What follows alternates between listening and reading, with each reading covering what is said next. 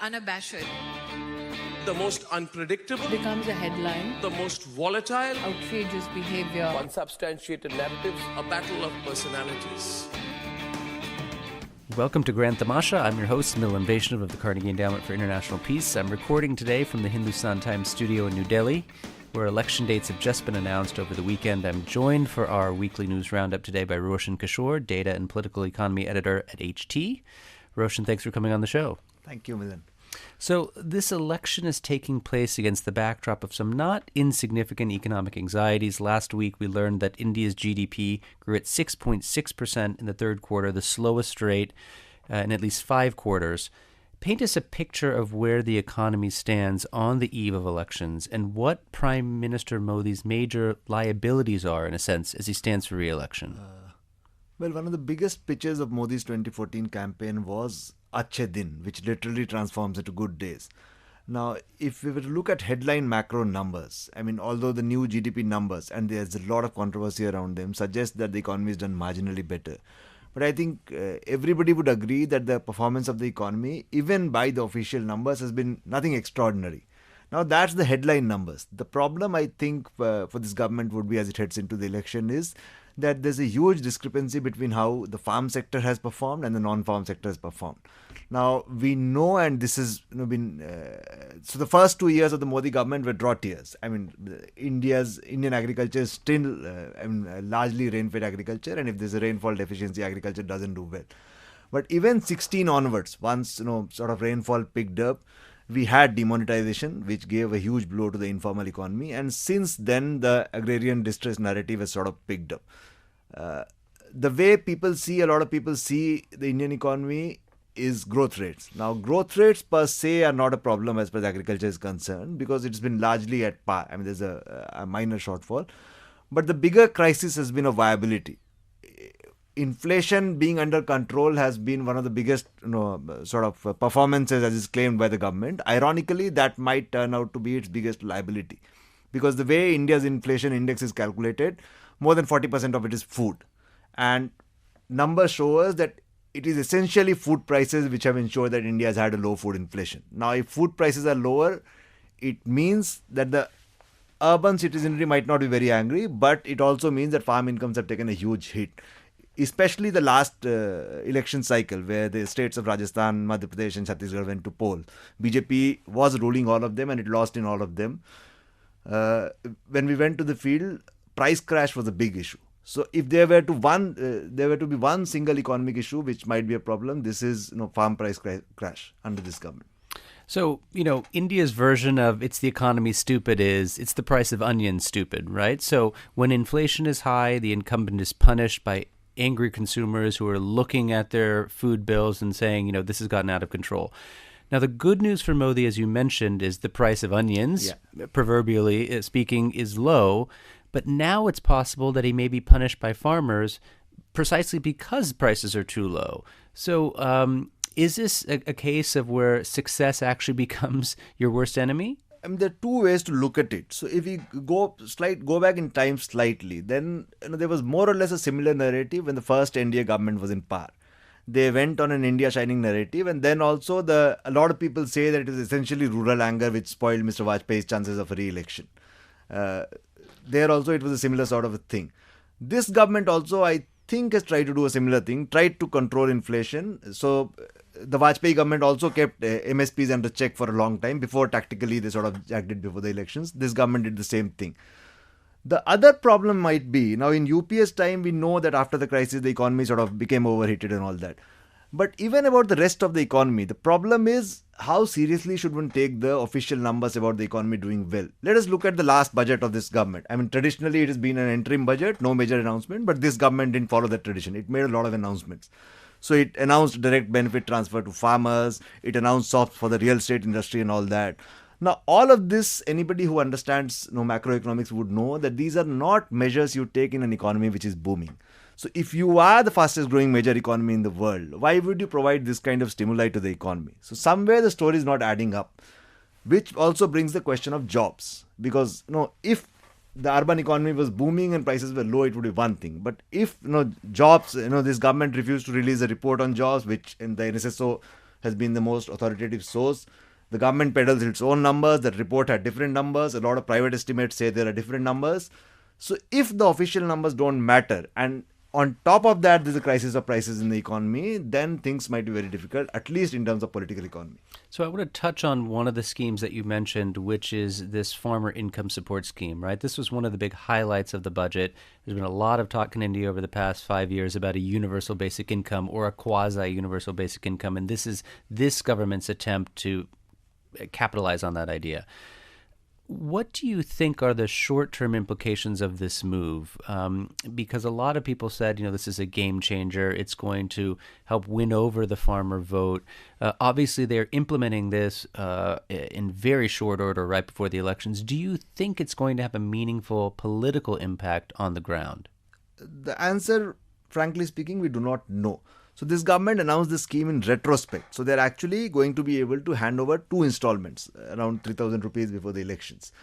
Now, the government in rhetoric has been saying that this is only the beginning and we could probably increase these sort of payments. Now, this comes in the context of an universal basic income support scheme. The Congress just before the budget announced a minimum income guarantee scheme. So a lot of it could have been to preempt what the opposition was promising.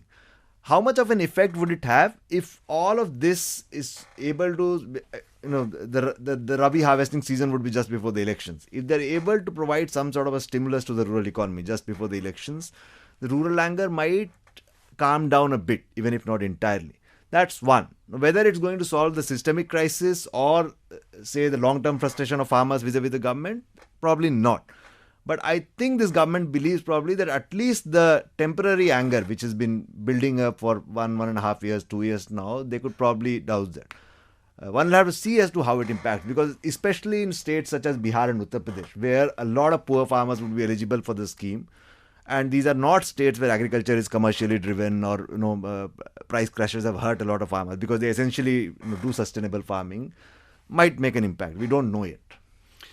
So there's been a heated debate, and you've written on this also in the Hindustan Times, about the status of India's employment figures. The government says, all is well, India is creating millions of jobs, and they pointed to certain reports which seem to back up their assessment. But some of the government's own data, including data that was suppressed but was then leaked to the Business Standard from the NSSO, shows that, in fact, unemployment is at a relative high. How do we interpret, help us make sense of this kind of wildly varying estimates of job creation? What do we actually know? Or is it the case that we don't know much at all because the data is not so great? Officially, of course, we do not know because the government has refused to own up the NSSO report. But the kind of evidence the government has been producing in support of its all's well on the employment front claim is preposterous, to say the least. Senior people from government's premier think tanks like the Niti Aayog have been citing Uber and Ola employment as evidence in support of this employment in the Indian economy. Nobody takes those claims seriously. Institutionally, the tragedy is if the government starts suppressing, or what is even worse, probably fudging data, because people have been raising questions about involvement of the Niti Aayog in GDP numbers, in employment numbers, which traditionally and proprietary wise should not have happened. Then there's no way you can settle this debate. This is a debate which probably would not even be settled if the next government were to come to power, hypothetically, because then the possibilities of political interference would always be there. And we recently had this report of China fudging its GDP data for 8 long years. So we probably headed in that sort of a direction. The question is, how does the voter interpret this, as we're talking on the eve of elections? There, I think the fact that this government has been claiming that a lot of employment has been generated. The government launched the Skill India mission. It launched a Mudra scheme, which is nothing essentially but a re-Christian version of earlier government bank loan programs and all that. If this, if what the government claims has actually happened on the ground, its narrative would probably find traction. If what the government claims has not happened on the ground, we don't know. It might probably backfire in a big way, because this would be like rubbing salt to wounds of the people who have not been finding employment. So let's see how the voters react to it, because I think right now the political debate matters more than the academic debate over these numbers. So in other words, perceptions could trump truth. Yes. So I want to end this session, as we do every week, by asking you to share with our listeners one story coming out of India that you think has not been adequately reported, but that we need to be paying attention to? What would be on your list? In India, if this one sector where government jobs have been increasing, that's higher education. Because we've expanded our higher education sector at a rapid pace. The previous government, this government, we have been opening new central universities, medical colleges and things like that. There was an ongoing case in the courts about how reservations should be implemented in these educational institutions. So India has around a 50% reservation, 27% for OBCs, and SCs and STs make another 22.5% of it. The earlier practice was to do it at the university level. Some people went to court saying this should be done at the department level. So, for example, if there's a university and there's a political science department, where do you decide the rota for implementing reservations? The direct bearing of doing it at the department level was a sharp fall in the number of reserved seats. So, the High Court and the Supreme Court ruled that it should be done at the department level. Last week, the government brought out an ordinance nullifying the court's order, and they have gone back to doing it at the university level. Now, one thing which we did not discuss was this government a couple of months ago made a constitutional amendment to allow people from upper castes who were earlier not eligible for reservations, beneficiaries of 10%, so the poorer sections among them. And Right, this is the 10% quota. Yeah, and this was a clear-cut attempt to reach out to the upper caste voters who have traditionally always been loyal with the BJP. But one heard after the Rajasthan, Madhya Pradesh, Chhattisgarh elections that they were angry with the BJP because of their outreach to socially deprived sections. And they were thinking that the BJP has been taking us for granted. After the government has gone ahead and done this, which and I underlined in the beginning that universities are one place where government jobs are increasing, unlike other places such as PSUs and civil services where government jobs have actually been decreasing in absolute terms. They might have undone the potential gains of the upper caste quota. This, I think, is a big news development. There was always going to be this tension between BJP's outreach to the socially deprived sections and its ability to preserve its traditional upper caste base. This, I think, how it plays out in the elections will have to be watched out very closely, especially in key states such as Uttar Pradesh, Bihar, Madhya Pradesh. We'll have to see how it pans out. So my vote for a big story this week comes from Maharashtra. We've seen the BJP and the Shiv Sena conclude their alliance arrangement. There was talk for several months now, potentially of the two parties fighting alone. Just today, word is out that the Congress and the Nationalist Congress Party, NCP, have forged an alliance. Sharad Pawar, the leader of the NCP, who has, it's probably no big secret, he has longed to be prime minister for about 2.5 decades, is said to be contesting elections, although we're hearing differing reports on that.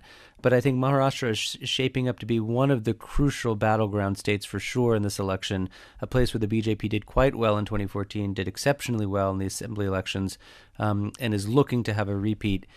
Who had the best week in India this week? I think the BJP's Delhi leadership.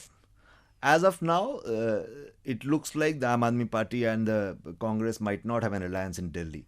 I mean, the way politics is transpired in Delhi, where the AAP replaced the Congress as a major political party, if these two do not have an alliance, the BJP probably would win all 7 seats in the city-state. I think if the AAP and the Congress were to come back together in Delhi, the BJP, and Delhi is 7 Lok Sabha seats, but I think the kind of media narrative it generates, being the national capital and things like that, matters a lot as far as the political narrative goes in the country. So I think the Election Commission of India has had the best week. There are a lot of people who are criticizing the ECI for having polls that take too long, for having some states broken up into multiple phases, some states broken up into one phase, without any seeming logic. Leave that aside. The fact is, when it comes to holding elections, the Election Commission has a pretty solid track record, especially when you compare it to countries around the world, compared to the United States, where our elections literally are in shambles. And it's a reminder, again, that this is one institutional function that India historically has every right to be quite proud of. Who had the worst week, in your opinion? Well, it's a difficult question, but I think the opposition as a whole, I mean, especially the way politics has been shaping up after the Pulwama and Balkot airstrikes. I mean, whether not being in the news or not being able to dominate the narrative is an asset or liability at the current juncture, one will have to see. So maybe the opposition is trying to just chicken it out, the initial frenzy and polarization over the issue. But if they are kept out of the narrative, it probably might be looking bad for the entire opposition, and especially the key leadership, including the Congress president. So I think one, it's not an individual, but an agency which had the worst week is the Niti Aayog. The Niti Aayog was set up to much fanfare after this government decided to disband the Planning Commission. as a sort of think tank to foster cooperative federalism between the center and the states. In the last couple of months, it has been caught up in not one but two mini scandals, one over the GDP growth, people asking why you had an agency that was run by a political appointee involved in GDP calculations, and now more recently with employment data. I think it's raised real questions about whether or not this new agency can carry out its mandate free of political interference. Roshan, thanks for joining me on the Grand Tamasha podcast this week. After a quick break, I'll be back to talk with political scientist Neelanjan Sircar on the state of the 2019 election race and the challenges of polling in India. Thank you, Milan.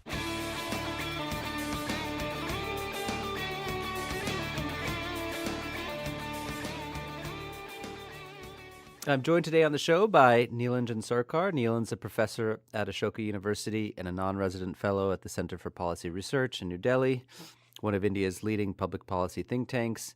For those of you who don't know, Neelan is one of India's foremost experts on elections and voter behavior. He's one of these rare, brilliant minds that combines game theory, statistical analysis, deep field work in trying to understand and explain politics in India. His dispatches from the campaign trail over the years have become indispensable. And he's also an expert on polling and public opinion surveys, which is very relevant as we're going to start to see opinion polls pouring in as we get closer to the election. He's currently a visiting scholar at the Center for the Advanced Study of India at the University of Pennsylvania in Philadelphia, where he's speaking to us from today. Welcome to Grand Tamasha, Neelan. Hi, thank you. So, Neelan, you've spent a lot of time on the ground covering state elections. You're based in New Delhi, which is the seat of national power. In early 2018, analysts felt, quite confident about predicting a BJP re-election in 2019. Today, that cakewalk many people expected has turned into much more of a contest. What do you chalk that up to?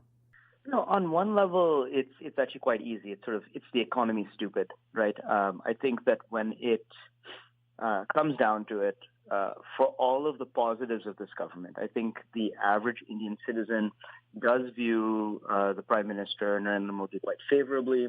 I think that he's viewed as quite charismatic. He's viewed as a doer.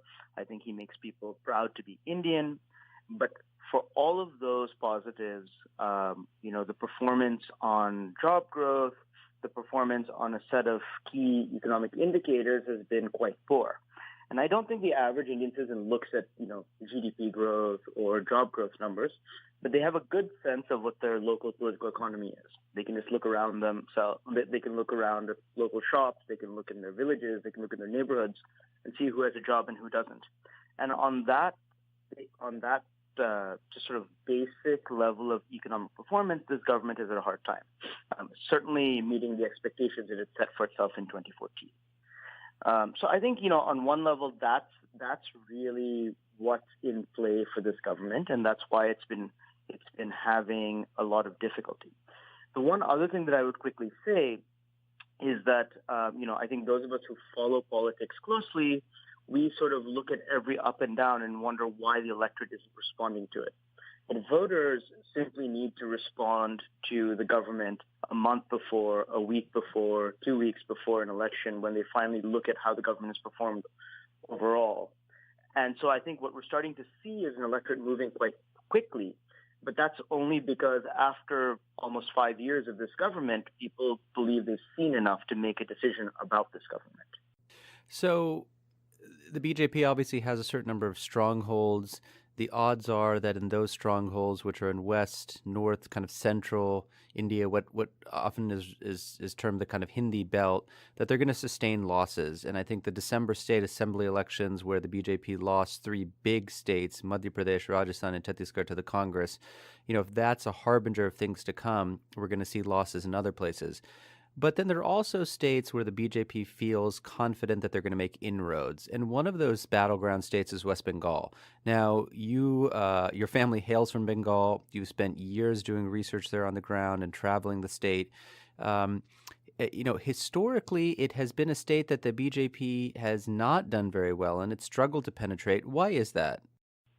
So, I think you have to put Bengal politics in the context of larger Indian politics. And the BJP has struggled in what we call vernacular states writ large. So if I give you states like Tamil Nadu, Kerala, Andhra Pradesh, or now Andhra Pradesh and Telangana, West Bengal, these are all states that have what we call vernacular languages. They're non-Hindi speaking states.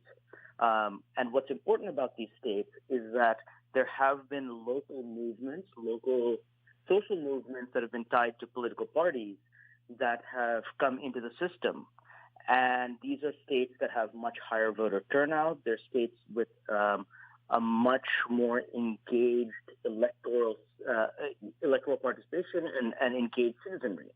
Now, it's very hard for the BJP with the kind of rhetoric that it has to come into these kinds of states and switch people's allegiances, especially given that it is largely a Hindi-speaking party. It speaks the language of a certain kind of Hinduism, which is associated with northern India. And so these are sort of intellectual challenges the BJP has.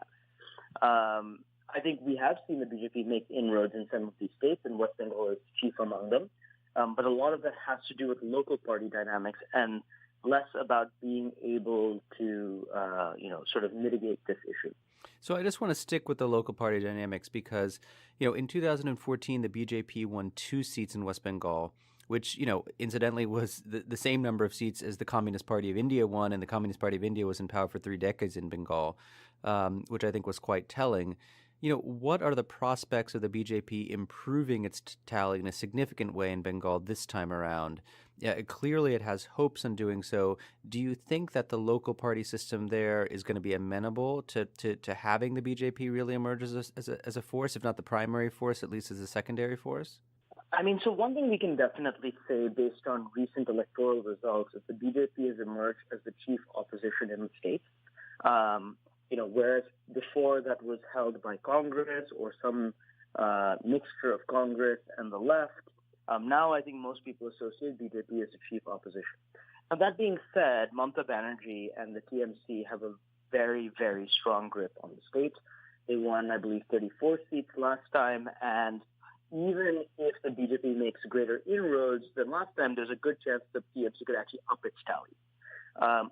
Where the BJP seems to have its strength is that it has come in a very serious way in the tribal belts. And so if one is to look at the most recently concluded Panchayat elections, you will see that where there are significant tribal populations, there the BJP has performed much better. And there's some opportunity for the BJP to pick up a couple of seats in those areas, and also along the Bangladesh border where there's quite a bit of Hindu-Muslim tension.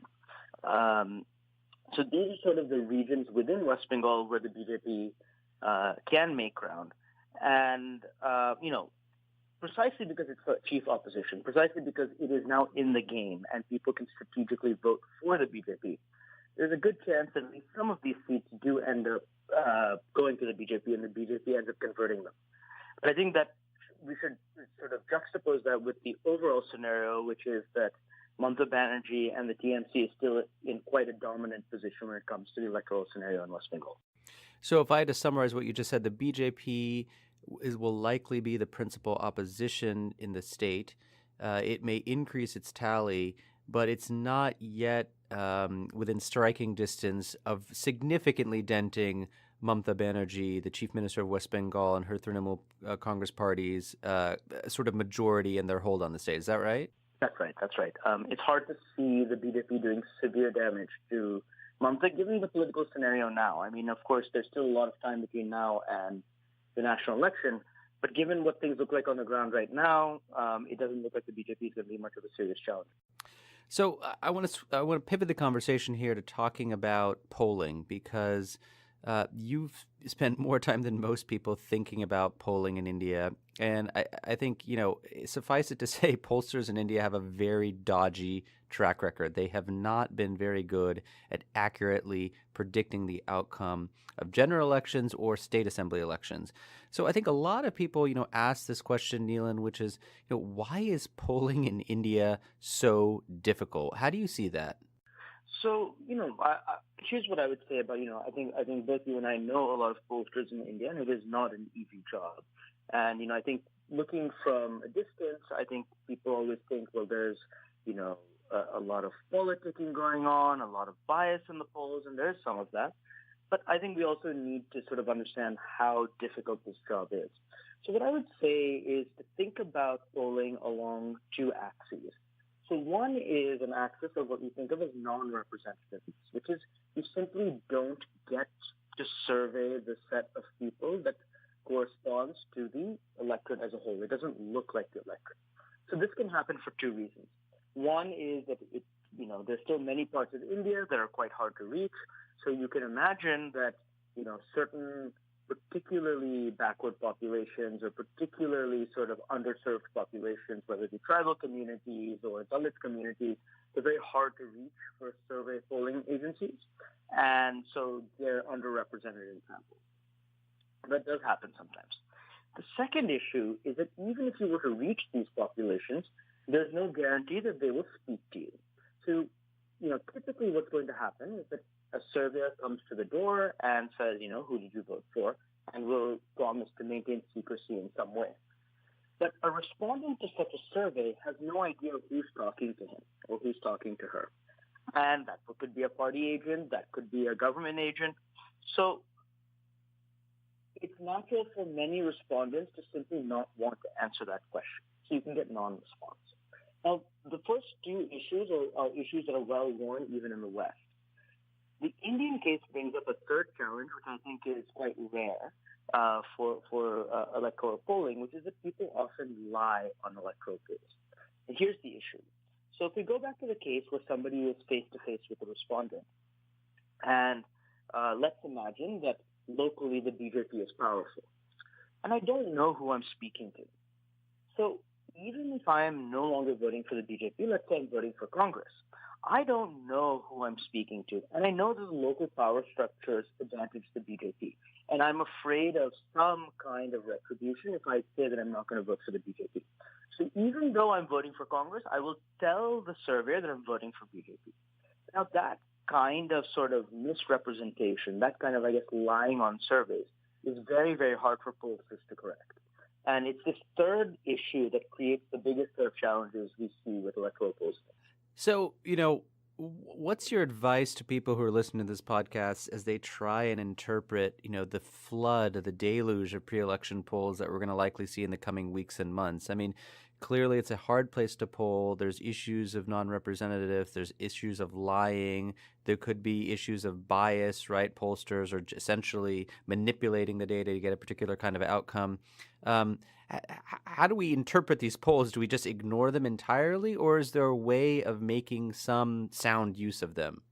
So, I think one thing is there are polls, of course, of higher quality and lower quality in the Indian system, which is no different than any other system. What I would do, the way that I sort of tend to consume polls is that I think they're quite useful for trends. So, it might be that a poll tends to be more biased towards the BJP or against the BJP. But even looking at the train of polls, you can see whether or not the BJP or the Congress is having a better or worse time as compared to 2 months ago, 3 months ago. And so what I would probably suggest for the average viewer is simply to try to pick up these trends. I think using the polls for aggregate predictions and aggregate numbers is quite flawed, and that's something that you started. We started this discussion with. So I wouldn't trust the overall estimates. But I do think the trends are quite helpful. And I do think looking at past electoral results is quite helpful. And so, that's sort of what I would, those are the sorts of pieces of information that I would go between. Often, as I said, for the reasons that we talked about, the actual vote projection can be flawed. But the kinds of issues that people are bringing up, saying that they're concerned about corruption or jobs or so on and so forth, that can be very telling. And usually people are not lying as much on those sorts of things. So I would, I think that being a sophisticated consumer, being an intelligent consumer, not trusting everything at face value, but simply looking at the weight of the evidence, the trends in the evidence, can be very useful. So Yogendra Yadav, who's one of India's most well-known former pollsters, he's now a politician and an activist, had an interesting piece, and we'll link to it in our show page, where he basically says, look, take any poll that you see, which gives a seat projection for the BJP, and subtract 30 to 50 seats. And the reason he says that is because pollsters are risk-averse. And if the trend is showing some anti-BJP sentiment, people aren't necessarily going to believe that it's totally true. That's the case with all incumbents. He uses the example of 2004 as well, when the BJP was predicted to win and they lost. And so they kind of pad the numbers so it doesn't look like things are so bad for the BJP, not because of political bias, but simply because they don't want to go out on a limb. Do you think that's sort of sage advice? Yeah, that's very sage advice. I mean, I think that what Yogendra Yadav is pointing to is a larger issue we have within the polling ecosystem, which is that the raw data is so untrustworthy that pollsters are forced to sort of use their own biases and weight the data in certain ways and come up with a projection from that. And this, goes squarely back to the idea of people relying on surveys and pollsters being unable to trust the raw data as is. Now, what that means is that the final data that you get, or what gets reported, is often a function of the pollster's biases. And for very political reasons, which makes a lot of sense, pollsters are afraid of making very extreme projections and try to make safer, more risk-averse projections. And so to the extent that these risk-averse projections overestimate the BJP seat share, Yogendra Yadav could be right.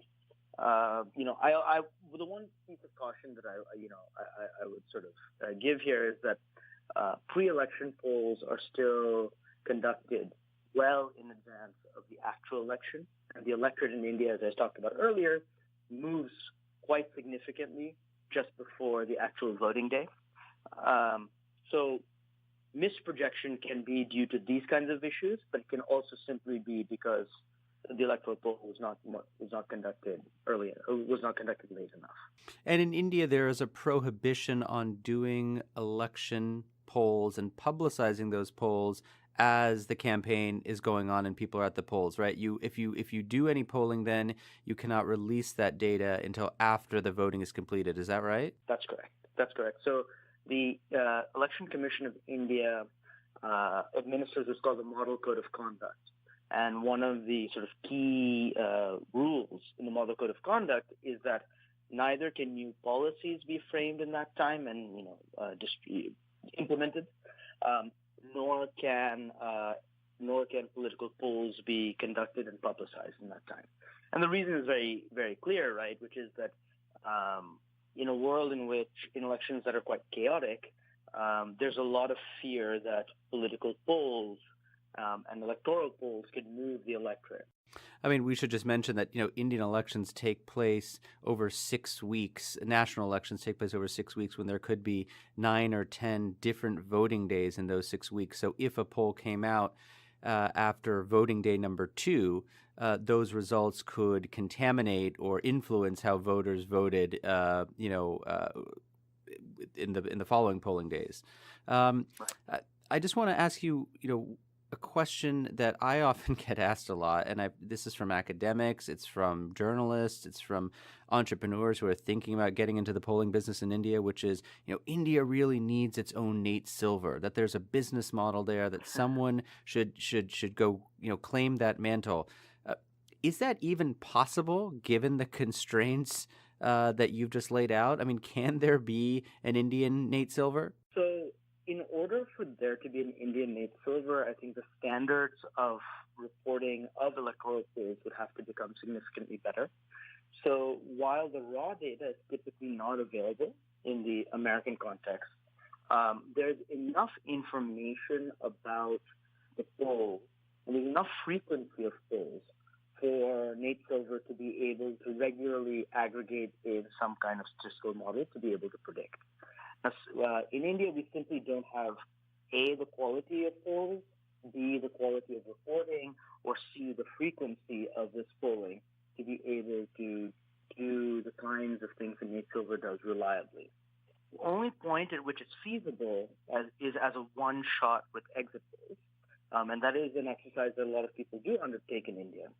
But again, without sort of clean and clear public standards for what it means to report an electoral poll, what it means to report how sampling is done, it's very hard to do the kind of thing that Nate Silver does.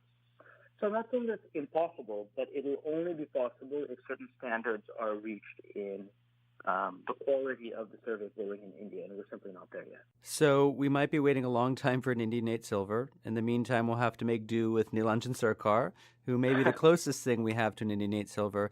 Neelanjan, thanks for joining us. We're going to look forward to having you back on the podcast as we get closer to the election day to talk about developments once the campaigning begins in earnest.